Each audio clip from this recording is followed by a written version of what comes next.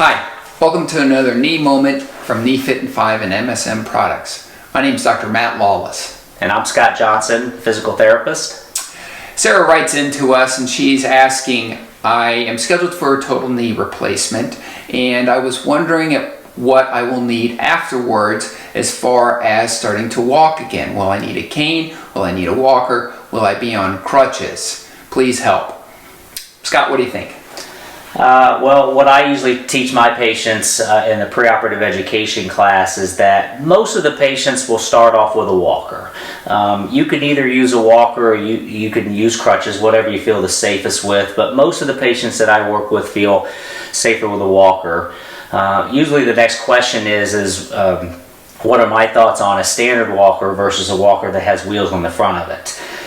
The one thing I want to emphasize is that you can practice in the hospital with whatever you feel most comfortable with, but what I really prefer is a front-wheeled walker. The reason I like front-wheeled walkers is that it allows you to walk with a nice smooth gait pattern again.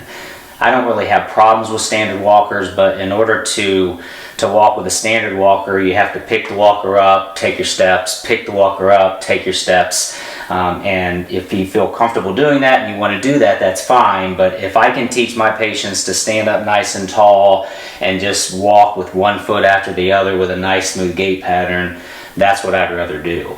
You know, if you have a bad back, if you have a bad neck, if you have a bad shoulder, picking that walker up and setting it forward with every step that you take just irritates those structures. So in my opinion, you keep the walker on the ground, you stand up nice and tall, and you just walk.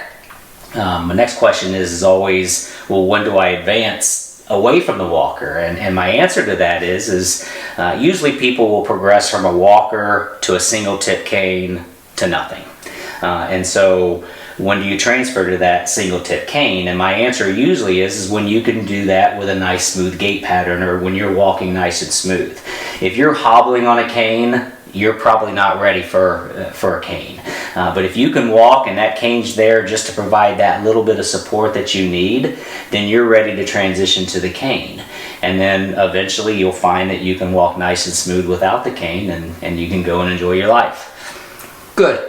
That's very interesting and I agree completely. I do think that almost all of my patients need a walker. It's just easier to use than crutches and it seems to go much smoother.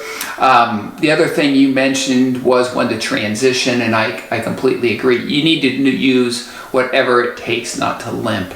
So use a walker till you can walk smoothly with a cane and then transition to a cane. But yeah, yes, absolutely. Good input. Thank you. You're welcome. Susan, I hope that helps.